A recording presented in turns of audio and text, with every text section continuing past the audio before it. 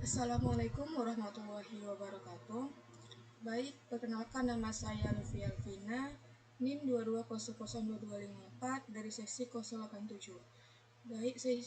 Saya di sini izin menjelaskan materi mengenai perguruan tinggi pada peraturan perundang-undangan pendidikan dengan dosen pengampu Prof. Dr. Helsofiarma MPD, kemudian Bapak Hadi Afriansyah MPD. Baik, langsung saja saya izin menjelaskan materi yang pertama, yaitu mengenai definisi dan kedudukan perguruan tinggi.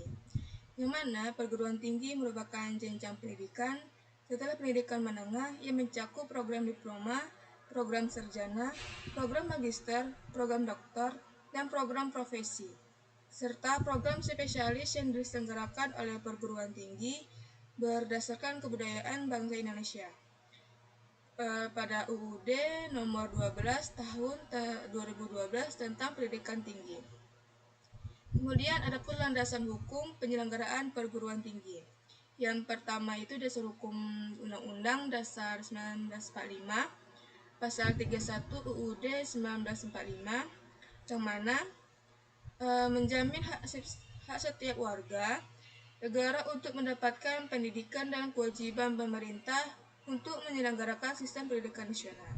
Kemudian yang kedua yaitu Undang-Undang Nomor 20 Tahun 2003, yaitu mengatur tentang sistem pendidikan nasional yang menjadi dasar penyelenggaraan pendidikan tinggi sebagai subsistem pendidikan nasional. Kemudian yang ketiga yaitu Undang-Undang Nomor 12 Tahun 2012, yaitu secara khusus mengatur tentang pendidikan tinggi yang mencakup penyelenggaraan, pengelolaan, dan pengembangan yang dalam perguruan tinggi. Kemudian ada pun fungsi dan tujuan dalam perguruan tinggi. Yang pertama yaitu berdasarkan UUD 12 tahun 2012, perguruan tinggi memiliki fungsi. Yang pertama yaitu mengembangkan kemampuan dan membentuk watak. Kemudian yang kedua yaitu mengembangkan sivitas akademika. Kemudian yang ketiga yaitu mengembangkan ilmu pengetahuan dan teknologi. Kemudian ada pun fungsi pada Undang-Undang Nomor 12 Tahun 2012, yaitu yang pertama perkembangan potensi mahasiswa. Kemudian yang kedua dihasilkannya lulusan yang menguasai cabang ilmu pengetahuan atau teknologi. Kemudian yang ketiga yaitu dihasilkannya ilmu pengetahuan dan teknologi melalui penelitian. Kemudian yang terakhir yaitu terwujudnya pengabdian kepada masyarakat. Selanjutnya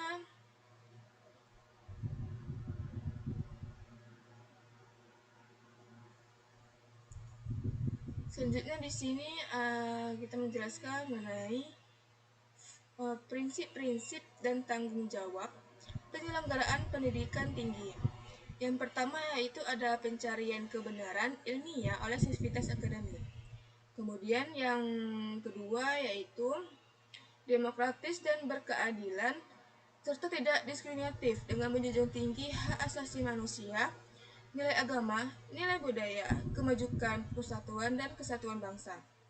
Kemudian yang ketiga yaitu pengembangan budaya akademik dan pembudayaan kegiatan becek tulis bagi sivitas akademika. Kemudian yang keempat yaitu pembudayaan dan pemberdayaan bangsa yang berlangsung sepanjang hayat. Kemudian yang kelima itu keteladanan, kemauan, dan pengembangan kreativitas mahasiswa dalam pembelajaran. Yang keenam itu pembelajaran yang berpusat pada mahasiswa dengan memperhatikan lingkungan secara selaras dan seimbang. Kemudian kebebasan dalam memilih program studi berdasarkan minat, bakat, dan kemampuan mahasiswa. Kemudian satu kesatuan yang sistematik dengan sistem terbuka dan multimakna. Kemudian keberpihakan pada kelompok masyarakat kurang mampu secara ekonomi. Kemudian yang terakhir yaitu pemberdayaan semua komponen masyarakat melalui peran serta dalam penyelenggaraan dan pengendalian mutu layanan pendidikan tinggi. Kemudian ada pun prinsip lainnya itu menurut pada tanggung jawab, yaitu yang pertama menteri bertanggung jawab atas penyelenggaraan pendidikan tinggi. Kemudian yang kedua itu tanggung jawab menteri atas penyelenggaraan pendidikan tinggi sebagai dimaksud pada ayat 1, mencakup pengaturan perencanaan, pengawasan, pemantauan, dan evaluasi serta pembinaan dan koordinasi. Kemudian yang ketiga yaitu tugas dan wewenang menteri atas penyelenggaraan pendidikan tinggi. Kemudian yang terakhir yang keempat yaitu dalam hal penyelenggaraan pendidikan tinggi, keagamaan, tanggung jawab, tugas dan wewenang dilaksanakan oleh menteri. Ia menyelenggarakan urusan pemerintahan di bidang agama. Kemudian yang terakhir yaitu mengenai ketentuan lebih lanjut mengenai tanggung jawab menteri atas penyelenggaraan pendidikan tinggi sebagai dimaksud pada ayat 2 tugas dan wewenang menteri sebagaimana dimaksud pada ayat 3 diatur dalam peraturan pemerintah. Kemudian yang terakhir itu materi tentang tantangan dan perkembangan regulasi perguruan tinggi. Yang pertama yaitu perkembangan teknologi dan digitalisasi pendidikan. Kemudian yang kedua itu tuntutan link and match dengan dunia industri. Kemudian yang ketiga itu kebutuhan akan pendidikan yang lebih fleksibel dan adaptif. Kemudian yang terakhir yaitu standarisasi mutu pendidikan tinggi di tingkat internasional.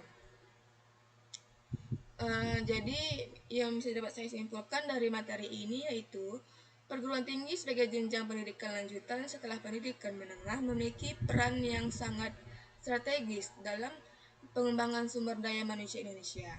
Penyelenggaraannya mencakup berbagai program pendidikan mulai dari diploma hingga program spesialis yang kesemuanya didasarkan pada nilai-nilai budaya bangsa Indonesia.